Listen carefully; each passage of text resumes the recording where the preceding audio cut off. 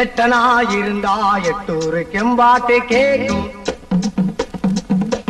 பத்தனா இருந்தா பத்தூரும் எம்பாட்ட பாடும். மொட்டையோ கட்டையோ நெட்டையோ குட்டையோ மொத்தமா ஒத்தையா 10 ரூபாய் இருந்தா ஊரே 2 பட்டு போ